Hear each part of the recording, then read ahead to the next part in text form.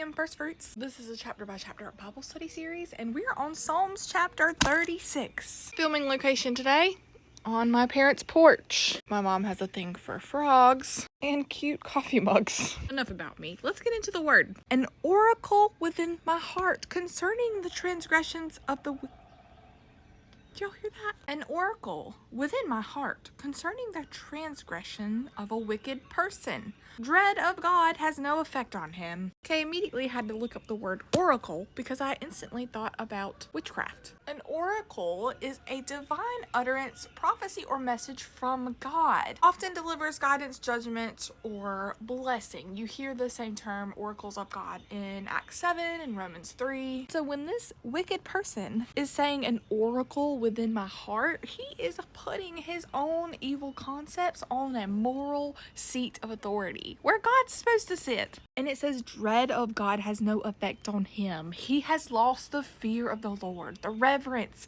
of the Lord. With his flattering opinion of himself, he does not discover and hate his own iniquity. The words from his mouth are malicious and deceptive. He has stopped acting wisely and doing good. Even on his bed, he makes malicious plans. He sets himself on a path that is not good, and he does not reject evil. The spirit of rebellion assures the sinner that you have nothing to fear when it comes to your own sin. No consequences, because is this really sin? Did God say? The sinner shuts himself up within himself and self-deceives himself. That's a lot of selves. The words of his own oracle persuades himself that this sin is okay. No consequences are coming. Condition of the wicked? No fear of God. So the root of sin is the absence of the reverence for the Lord. In Hebrew writing, fear of the Lord means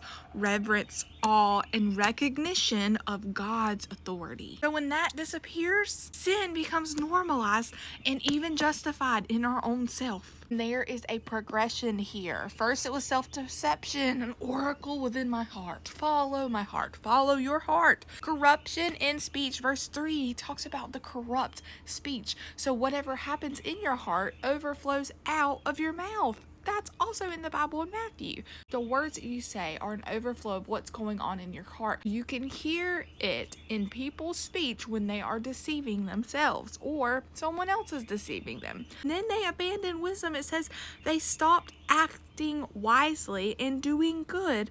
And then in verse 4, they just deliberately sin. They're deliberately evil. Sin is not accidental. It is planned and cultivated. Our hearts, they become comfortable with evil. Then we do a little switcheroo here, which I don't mind. But the tone changes completely and David starts looking up. Lord, your faithful love reaches to the heaven, your faithfulness to the clouds. Your righteousness is like the highest mountains, your judgments like the deepest sea. This takes me back to 90s worship. Lord, reaches to the heavens.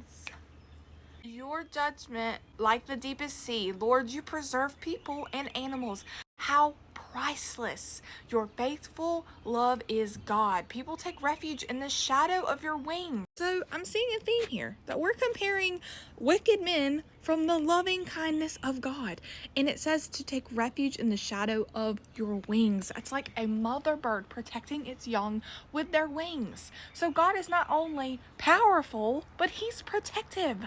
They are filled from the abundance of your house. You let them drink from your refreshing stream, for the wellspring of life is with you. By means of your light, we see light. When we forget this about God, when we forget about his faithful love, his powerfulness, his mercy, we forget to have reverence and awe for him and what he has done for us. Wellspring of life and the means of light. This is pointing towards Jesus. Another Psalms pointing to Jesus. Jesus says in John 8, I am the light of the world. And then he also says, I am the way, the truth, and the life in John 14. So God is the source of life, and then he's the source of truth and understanding. There's another switch up here. It goes to a prayer for deliverance. Spread your faithful faithful love over those who know you, and your righteousness over the upright in heart.